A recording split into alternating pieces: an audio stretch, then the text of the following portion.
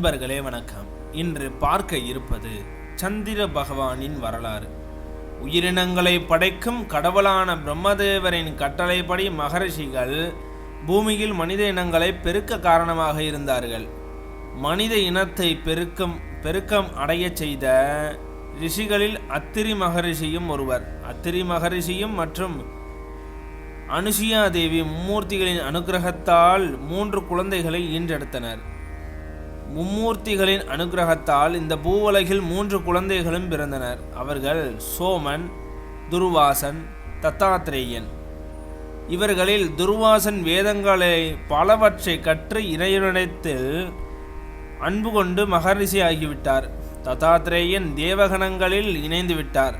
சோமன் நவக்கிரகங்களில் இணைந்து சந்திரன் என்று அழைக்கப்படுகிறார். இந்த மூவரும் உருவானவர் எப்படி? அத்திரி மகரிஷியும் அனுசுயா தேவியும் தம்பதிகளாக இணைந்து வாழ்ந்து கொண்டிருந்தனர். அனுசுயா தேவியின் பத்தினி தன்மையை சோதிக்க மும்மூர்த்திகளாகிய சிவன், பிரம்மா மற்றும் விஷ்ணு அவர்களிடம் முனிவர்களாக சென்று யாசகம் கேட்டிருக்கின்றனர். அத்திரி மகரிஷி தம்பதிகள் 3 முனிவர்களையும் இல்லத்திற்கு வரவேற்று அவர்களை உபசரித்தனர். முனிவர்கள் தங்கள் உபசரிக்கும் முன் ஒரு நிபந்தனை இருக்கின்றது. நிபந்தனையை ஏற்றுக்கொள்வாயின் நாங்கள் தங்களின் விருந்தை ஏற்றுக்கொள்வோம் என கூறினார். முனிவர்களிடம் நிபந்தனை என்னவென்று கேளாமல் தங்களின் நிபந்தனையை நாங்கள் ஏற்றுக்கொள்கிறோம் என தம்பதியினரும் உறுதியளிக்கின்றனர். மகிழ்ந்த மும்மூர்த்திகளும் தங்கள் நிபந்தனை என்னவென்று கூறினார். நிபந்தனையை கேட்ட தம்பதியினர் அதிர்ச்சி மற்றும் திகைப்படைந்து நின்றனர்.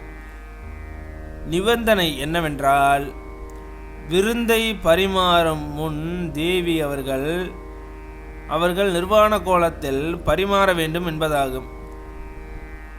என்ன செய்வதென்று தெரியாமல் கொடுத்த வாக்கினை காப்பாற்ற தம்பதியினரும் விருந்தினை தயார் செய்கின்றனர்.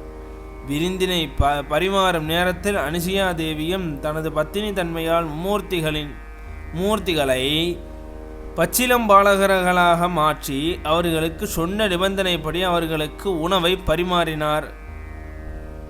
மும்மூர்த்திகளும் பச்சிலம்பாலகர்களாக அத்திரி மகரிஷியின் வீட்டில் இருக்கின்றனர் என்பதை நாரத மகரிஷி மூலம் முப்பெரும் தேவிகளான பார்வதி, சரஸ்வதி மற்றும் மகாலட்சுமி அறிந்து கொள்கின்றனர். முப்பெரும் தேவிகளும் அத்திரி மகரிஷியின் தம்பதியினர் முன் தோன்றி வந்த தாங்கள் யார் என்பதை கூறி அவர்களை மீண்டும் பழைய நிலைக்கு மாற்றி தர வேண்டும் என கேட்டிருக்கின்றனர். இதை அறிந்த தம்பதிகள் உலகில் உள்ள எல்லா இன்பங்களையும் அனுபவித்து மகிழ்ச்சியின் எல்லைக்கே சென்றுவிட்டனர். நிகழ் உலகத்திற்கு வந்த தம்பதிகள் தேவிகள் கேட்டபடியே மும்மூர்த்திகளை பழைய நிலைக்கு மாற்றிவிட்டனர். அவர்கள் பழைய நிலைக்கு வந்தவுடன் முப்பெரும் தேவிகள் மற்றும் மும்மூர்த்திகளுடன் ஒரே இடத்தில் நிற்கும் கண்கொள்ளா காட்சியை கண்டு மெய்மறந்து நின்றனர்கள். மும்மூர்த்திகளும் தங்களின் பழைய நிலைக்கு அடைந்தவுடன் தாங்கள் வந்த நோக்கத்தை அவர்களிடம் கூறினார். அதாவது தம்பதியினரை சோதிக்க அனுசுயா தேவியின் பத்தினி தன்மையை உலகறிய செய்யவே இந்த திருவிளையாடலை நடத்தியதாக மும்மூர்த்திகள் கூறினார்கள். பட்ட துன்பங்கள் மறந்து அகமகிழ்ந்தனர் தம்பதிகள். மும்மூர்த்திகளும் தாங்கள் மகிழ்ந்ததை எண்ணி தங்களுக்கு என்ன வர வேண்டும் என்பதை கேட்கச் சொன்னார்கள். மும்மூர்த்திகள் கேட்கச் சொன்ன பேரில் தம்பதிகள் தங்களுக்கு புத்திர செல்வம் அருளும்படி வேண்டினர். மும்மூர்த்திகளும் அவர்கள் கேட்ட வரத்தினை கொடுத்தனர். அவர்களின் அனுகிரகத்தால் அத்திரி மகரிஷிக்கும் அனுசுயா தேவி தம்பதியினருக்கும் 3 குழந்தைகள் பிறந்தார்கள். சந்திர பகவானை பற்றிய இந்த தகவல்கள் உங்களுக்கு தெரியுமா? நவக்கிரகங்களில் சூரியனுக்கு அடுத்தபடியாக வருபவர் சந்திர பகவான் ஆவார்.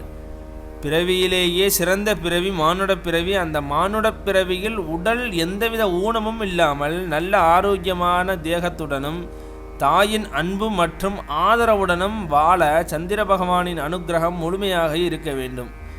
சந்திரனுக்குரிய மலர் வெள்ளை அலரி. சந்திரனுக்குரிய நிறம் வெள்ளை. சந்திரனின் வடிவம் சதுர வடிவம். சந்திரனின் ஆதிக்க எண் 2. சந்திரனுக்குரிய தானியம் பச்சரிசி. சந்திரனுக்குரிய நவரத்தினம் முத்து. சந்திர பகவானின் இயல்புகள். சந்திரன் சுய ஒளியற்ற கோலம் கொண்டவர். சூரியனிடமிருந்து ஒளியை பெற்று பிரதிபலிப்பவர்.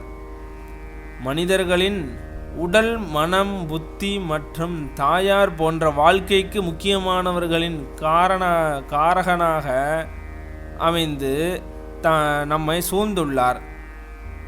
சந்திரன் பூமியை ஒரு மாதத்தில் சுற்றி முடிக்கிறது.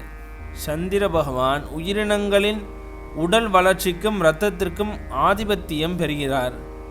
சந்திரனின் செயல்கள் அனைத்தும் இனிமை கொண்டவை. சந்திரனின் இரவில் நடைபெறும் அனைத்து காரியங்களுக்கும் பொறுப்பானவர். கலைஞர்களின் கற்பனை வளர்ச்சிக்கும் காரணம் ஆனவர் இவரே. சந்திர பகவானின் காயத்ரி மந்திரம்: ஓம் பத்மத்வஜாய வித்மஹி ஹேமரூபாய தீமஹி தன்னோ சந்திர பிரஜோதயா.